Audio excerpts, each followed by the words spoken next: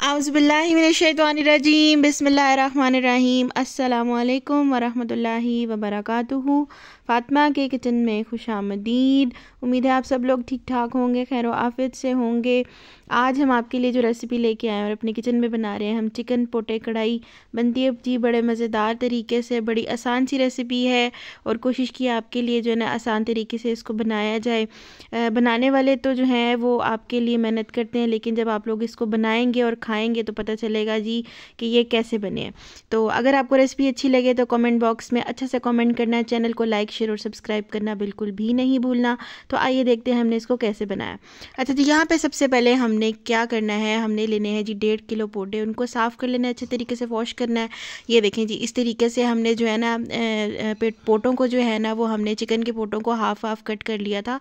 और ये देखें अच्छे तरीके से वॉश किए हुए हैं और इसके ऊपर जो चर्बी और जो भी इस तरीके के मटेरियल होता है ना वो सब हमने उतार लिया था।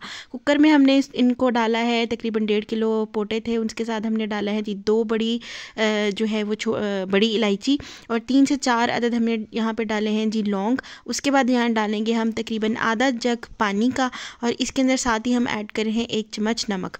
1 चम्मच नमक ऐड करने के बाद इसमें हमने 1 छोटा चम्मच ऐड किया, आप लोग अपने फ्लेवर के हिसाब से ऐड कर सकते हैं। इसको हमने मिक्स करना है और लगा देना है जी कुकर। तकरीबन 20 मिनट के लिए हमने इसको लगाया था कुकर और यहाँ आप देख सकते हैं तकरीबन 20 मिनट्स के बाद तो इस तरीके की जो है ना इसकी यखनी भी निकल आई थी। और ये देखें अभी हम आपको दिखाते हैं कि ये देखें जी माशाल्लाह कितना ज़बरदस्त तरीके से ये गल गया था यहाँ पे। और हमने इसको कर देना है अब साइड पे। अब जी हम इसके मसाले की तरफ आ रहे हैं, क्योंकि ये कढ़ाई है तो हम इसको कढ़ाई में ही बनाएंगे। कढ़ाई यहाँ पे हमने एक लिए, उसमें डाले हैं हमने तकरीबन 2 कप के करीब घी। ऑयल हम इसमें यहाँ नहीं यूज़ करेंगे, घी डालेंगे। और उसमें हमने डाले हैं 4 अदद के करीब प्याज। इनको मैंने लंबा लंबा काट लिया था और इनको मैंने इतना फ्राई करना है कि इनका पहले पानी खुश्क करना है और फिर इतना फ्राई करना है कि बिल्कुल लाइट सा इनका ना क्रिस्प सा कलर आ जाए। तो जब कलर आना शुरू होगा, ये देखें इस तरीके से ऑयल भी अच्छा खासा इन्होंने छोड़ दिया है और इनका जो पानी है ना प्याज़ों का बिल्कुल खुश्क हो गया। हल्के से जब यहाँ पे क्रिस्प होना शुरू हो जाएंगे ना, मतलब खूबसूरत सा कलर आएगा, तो यहाँ हमने इन प्याज़ों को निकाल के ब्लेंडर में डालना है और जी हमने इनको करना है जी ब्लेंड।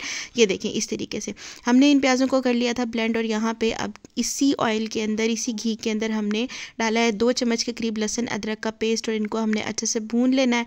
ये देखें जी इस तरीके से लहसुन अदरक का पेस्ट भूनने के बाद यहाँ पे हमने डाले हैं 3 अदद बड़े साइज़ के टमाटर। इनको मैंने किसी भी कटिंग में आप कर लें, मैंने जो है वो दरमियानी कटिंग में किया और कटिंग में करने के बाद कढ़ाई में डाल दिया था। अब इनको हमने अच्छे से करना है जी यहाँ पे फ्राई।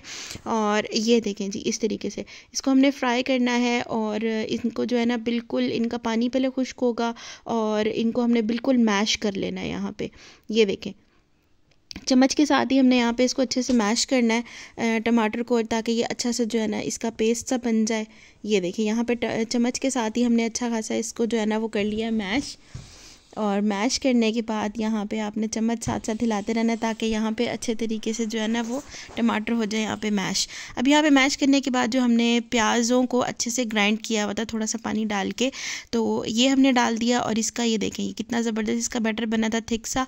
तो ये हमने डालने के बाद थोड़ा सा इसको भूनना है, ताकि प्याज़ों का जो कच्चापन है और कलर जो है वो बिल्कुल चेंज हो जाए। यहाँ पर जाएँगे जी अब हमारे पास मसाले। सबसे पहले हमने डालना है जी यहाँ पे आधा चम्मच ज़ीरा, 1 चम्मच नमक यहाँ पे ऐड करें, आपने हस्ब ज़रूरत ऐड करना है। 1 चम्मच डालिए सूखा धनिया का पाउडर, आधी चम्मच डाली हमने हल्दी पाउडर, 1 चम्मच डाला है हमने लाल मिर्च का पाउडर, आधी चम्मच डाली है हमने दादर मिर्च कुटी हुई और 1 चम्मच डाला है हमने ज़ीरा पाउडर। ठीक है, ये आपने सब मसाले डालने इस तरीके से। बहुत थोड़े से मसालों के साथ बनते हैं, घर के बने हुए मसालों के साथ, और बड़ी ज़बरदस्त ये कढ़ाई तैयार होती है। इसको हमने अच्छे से इस तरीके से मसाले डाल के भून लेना है। ये देखें जी ये झटपट से बनने वाली रेसिपी, कोई ख़ास टाइम नहीं लेती। यहाँ पे देखें मसाला भूनने के बाद यहाँ पे जब थोड़ा सा ऑयल आना शुरू होना, घी आना शुरू हो जाएगा मसाले के ऊपर, तो हमने यहाँ पे जो पोटों को गलाया हुआ था अच्छे तरीके से, वो हमने यहाँ पे अब कढ़ाई के अंदर इस तरीके से डाल देना है। आपने इनका जो पानी है ना वो आपने नहीं डालना, उससे जो है ना मतलब ऐसा होता है कि फ्लेवर जो है ना वो चेंज हो जाता है। तो हम इसका पानी सारा जो है वो हम इस्तेमाल नहीं करेंगे, उसको हम गिरा देंगे। सिर्फ हम यहाँ पे पोटों को अच्छे तरीके से यहाँ पे गला के ये डाल दिया था। और अब हमने इसको करनी है जी मिक्स करते हुए साथ साथ हमने फ्लेम कर दी थी इसकी तेज़, और इसकी करनी है हमने अच्छी सी भुनाई। तो यहाँ पे आप देख सकते हैं तकरीबन हमने करनी है इसकी 5 से 6 मिनट भुनाई अच्छे तरीके से।